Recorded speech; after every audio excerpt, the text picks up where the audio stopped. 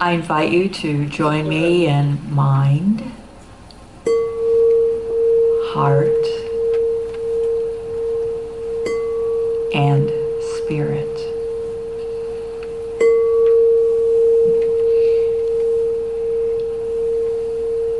Today's reading is from Joyous Living by Petra Wells and Christian Sorensen. The moment you start to battle with illusion, you've lost the case. Do not react to appearances. Otherwise, you'll be using your faith to uphold a non-reality. Living in conscious union with God draws you to all that is ever necessary.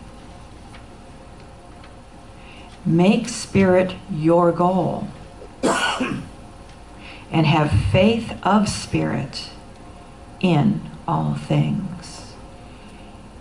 If you could please go into the silence for a moment with me.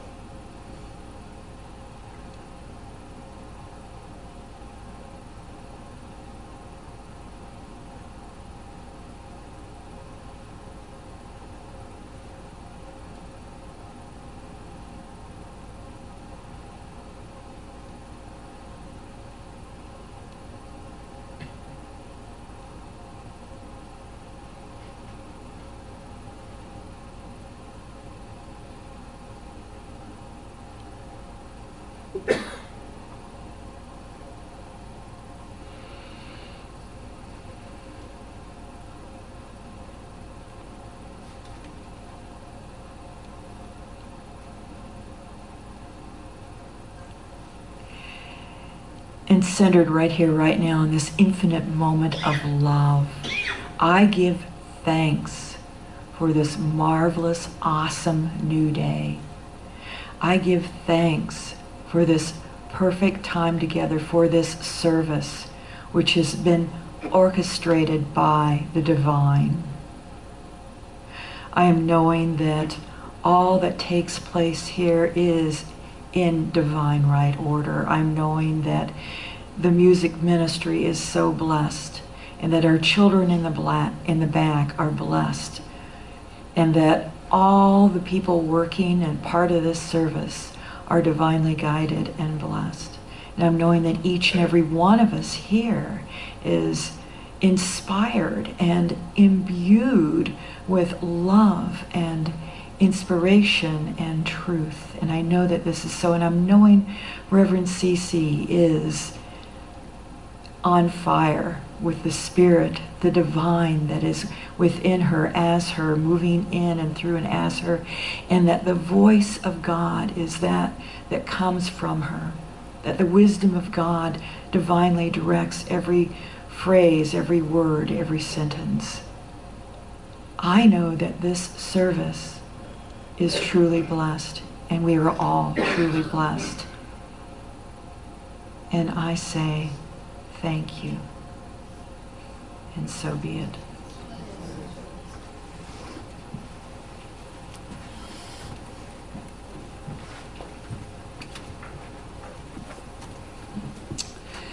Well, well, well, it's November, isn't it? Woo! Time is flying by fast, isn't it? So in November, we customarily focus on gratitude, and our whole year this year has been focused on joyous living. And one thing I've learned is that the quickest way to joy for me is through gratitude. It seems like such a simple thing, but it's really a deep and profound practice. The practice of deep gratitude, radical gratitude. To be grateful for all that you have, which leads to gratitude for everything, no matter what. No matter what package it comes in, no matter whether you initially judge it as good or bad. Gratitude for everything. It's sort of like a new pair of glasses that lets you experience everything as containing good, no matter what. For me, gratitude is sort of the attitude reminding me that I live in a universe that supports me.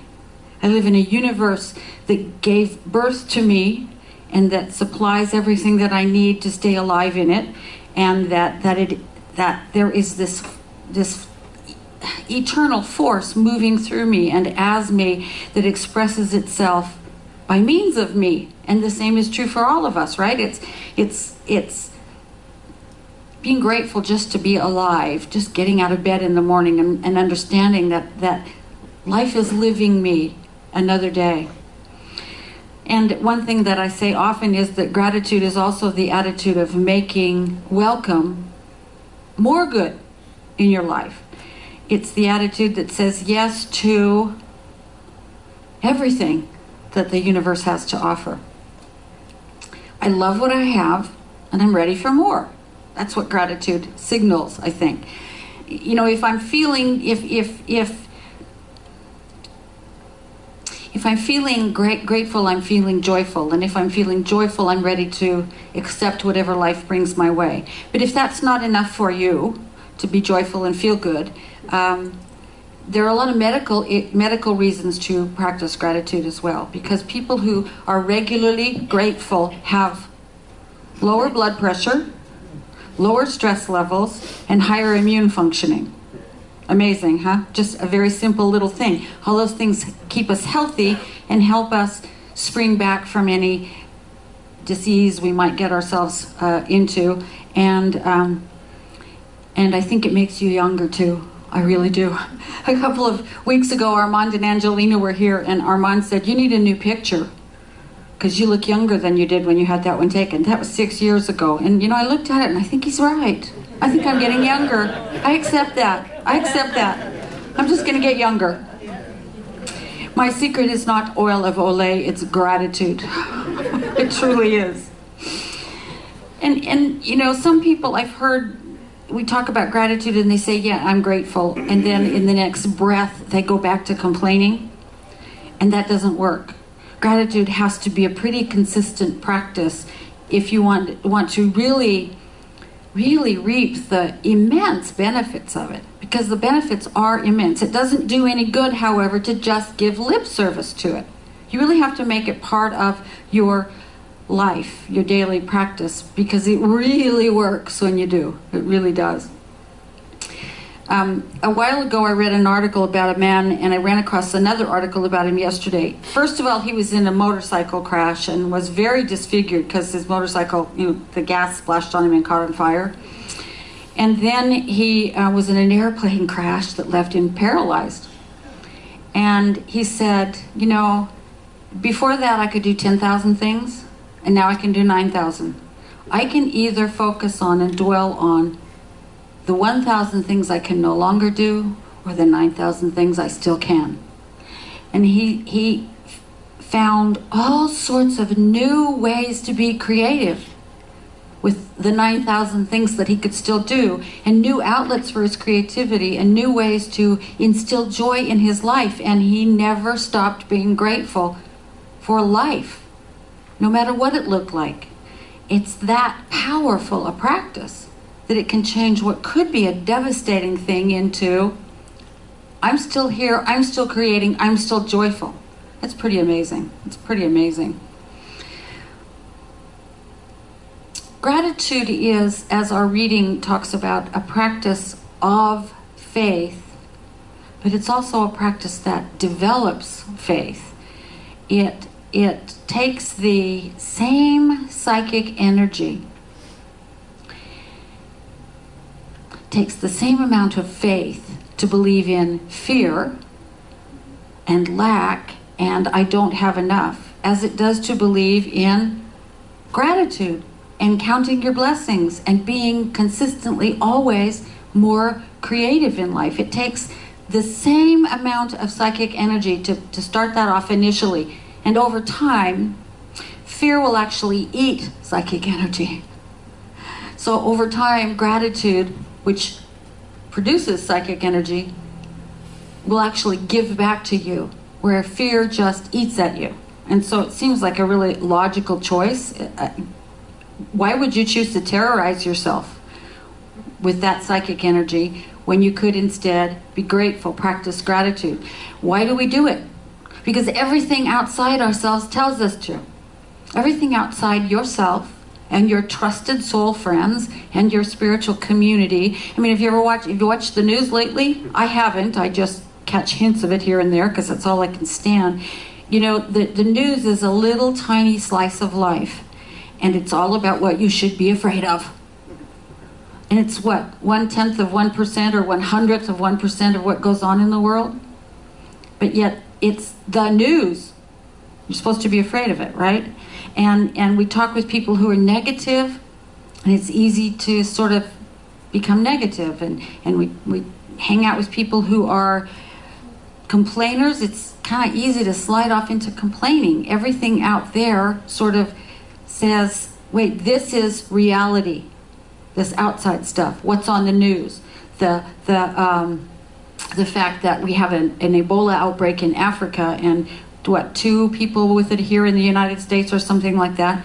We have, all kinds of stuff going on that the news tells us about and says this is what life is like. It's not what life is like, but it's very easy to become fearful if we watch it too closely, if we pay too much attention to it. So the reading says if you start reacting to appearances, you start fighting with appearances, if you start reacting to the people who are trying to convince you that the appearances are real, you are using your energy to uphold a non-reality. A non-reality.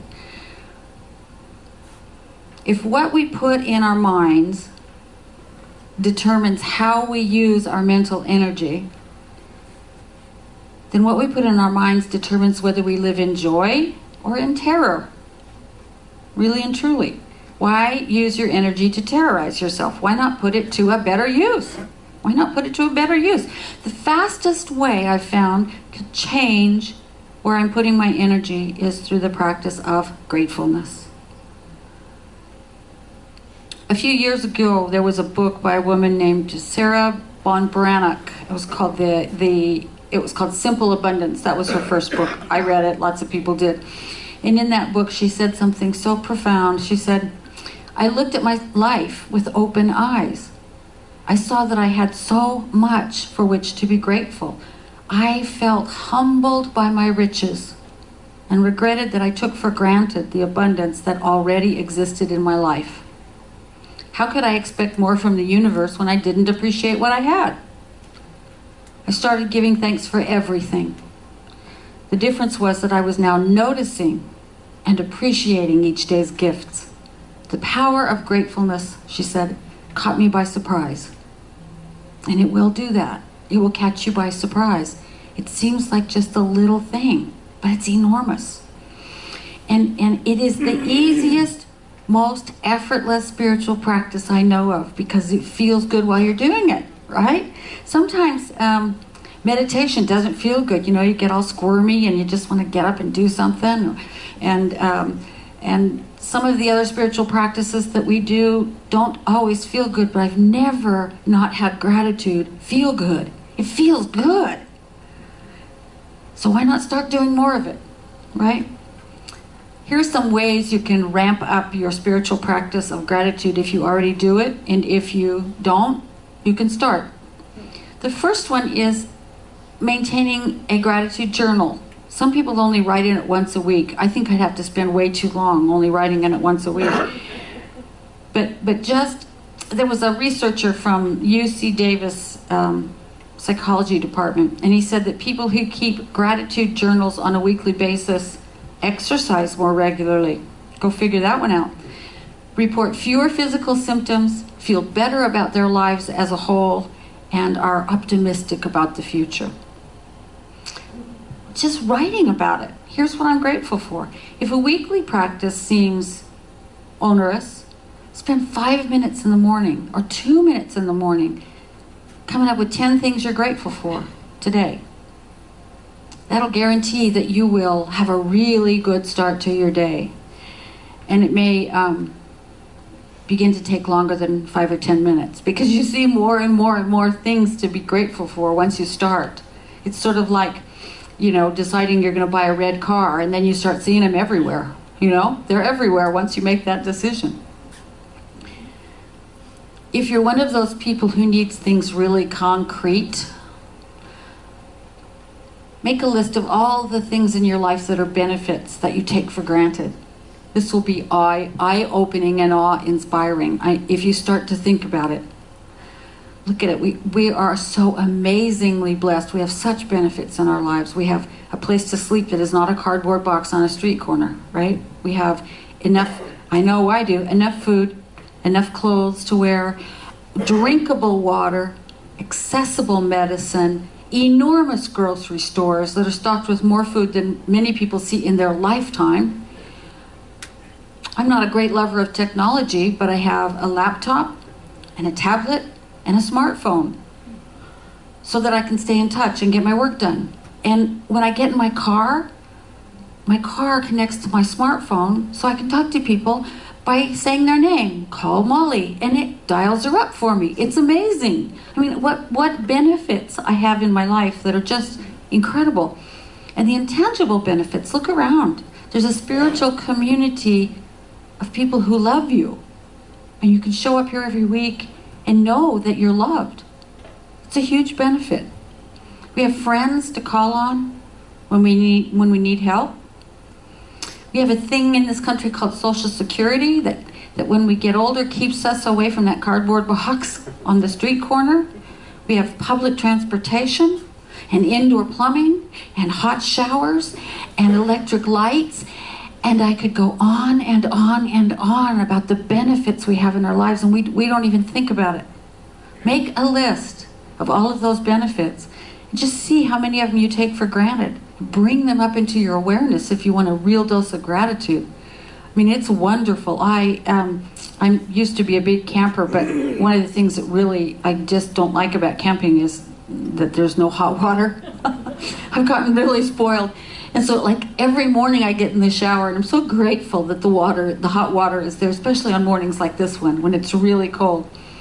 We have so many benefits, and what we do is focus on what we don't have instead of what we do. If we shift that, we get grateful really quickly, really quickly. Another way to increase the gratitude and gratefulness in your life is to talk to yourself more appreciatively. This, maybe it's just while you're reflecting on what you're grateful for, but we aren't taught to be nice to ourselves. We're taught to kind of chew ourselves out. And so if you just begin to talk to yourself with more love and more appreciation, you might be amazed at how much you'll shift.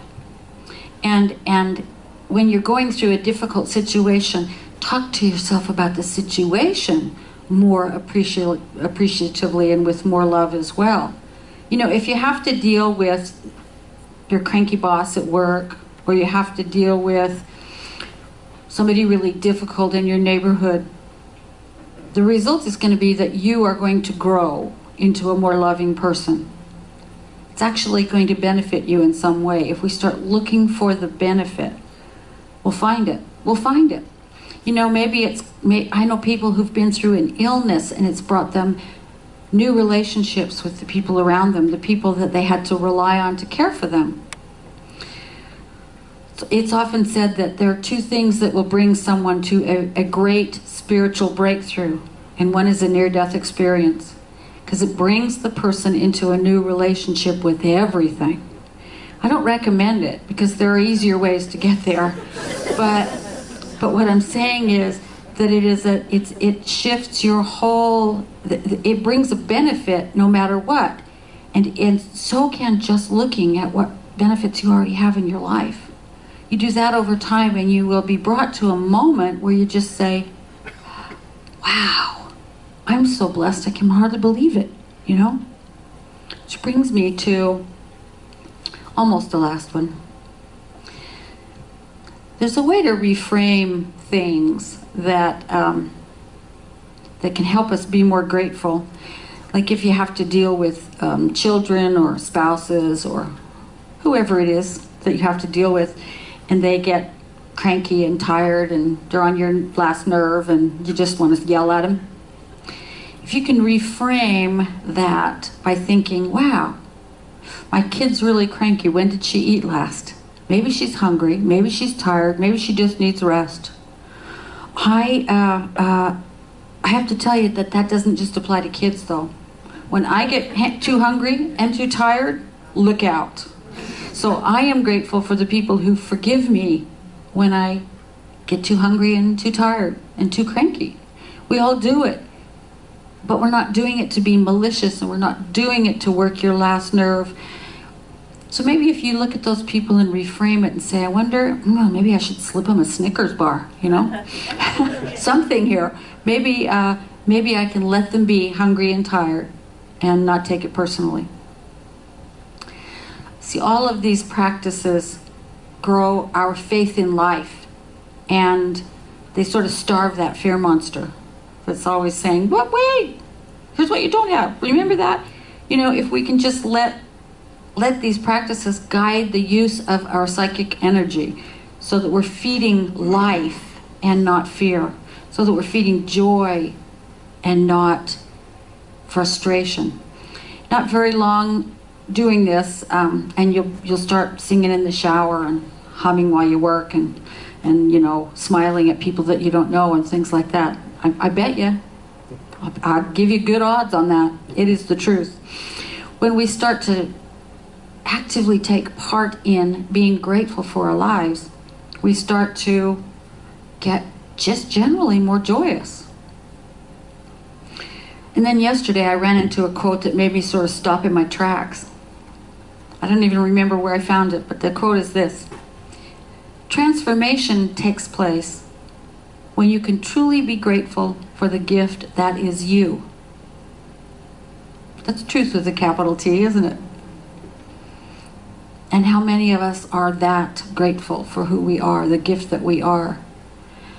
How many of us have really, truly let go of those old fears that we're not enough, that we'll never measure up, that there will always be something we lack, and just let ourselves be deeply, deeply, completely grateful for who we are.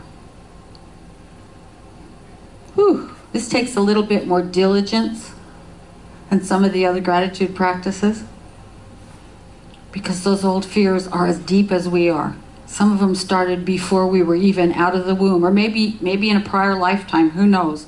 But they're deep. Those ideas of unworthiness, they're as deep as we are. But being grateful can even heal those kinds of ancient woundings. So here's a little homework assignment. And I hope we will all, myself included, do it faithfully. Take 5 minutes every day and list 5 things about yourself you're grateful for. You might be amazed. You might be amazed at what happens. And it might be harder than you think, because nobody teaches us to really cherish ourselves on this level and thank God for ourselves every day. They don't teach us to do that. They teach us to, be hard on ourselves and critical of ourselves. What are you grateful to be? What are you grateful to be able to do?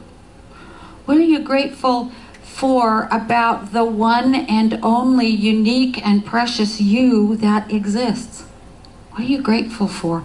Stay focused on that and let the judgments that are sure to come up just go. It's just old thinking. It's just old stuff. So here I come with the microphone. What are you grateful about yourself today? I knew I could count on you. I'm grateful today that I can love me, and I know for a fact that I am worthy of God's love and this life that I am living and enjoying, and I am grateful for. And I'm definitely grateful for my spiritual community. Amen. Amen.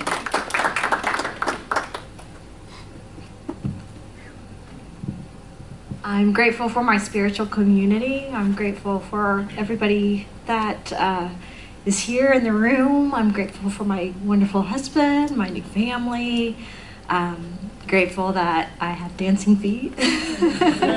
I'm grateful that my ears are privileged to hear such wonderful music when I come here on Sundays, and I'm just full of gratitude. So, thanks. Yay. Thank you, Susan. I'm glad you have dancing feet too. Who else? Thinking I'm grateful. Come on, don't be so shy. Center of spiritual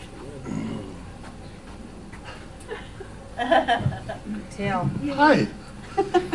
I'm so grateful for the spiritual community and you, Reverend Cece, and the Spirit Center for Spiritual Living. It's been life altering and so wonderful, and I'm so much bigger when I come here every Sunday. Thank you. Thank you. I'm grateful. Were you raising your hand? Oh, good. I'm grateful that my 9-year-old daughter can come here and learn about wonderful things about herself and learn to meditate, and just a wonderful place to be. Thank you. I'm grateful your daughter comes too. She's so precious. Today they're learning about what they're made of. Where they can't, they're made of all the things that grow in the earth. Of course, the earth is made of stardust, so that ultimately they are too, right? They are too. I'm serious. It's harder than you think, isn't it? 5 things you're grateful for about yourself. But do it every day for a month, and then let me know how your life changes. And I'll let you know how mine changes. My husband and I have taken this to a different level. Every day we tell each other, except when we forget, and then we have to play catch up, 2 things we appreciate about ourselves and 2 things we appreciate about the other. And some days it's difficult. Both sides of that are difficult. But it always changes the atmosphere. It always changes the atmosphere. If you want something really daring, try suspending your self-judgment for a whole day. When you hear it, just say, not going there today. Try basking in the glory that you are for a whole day.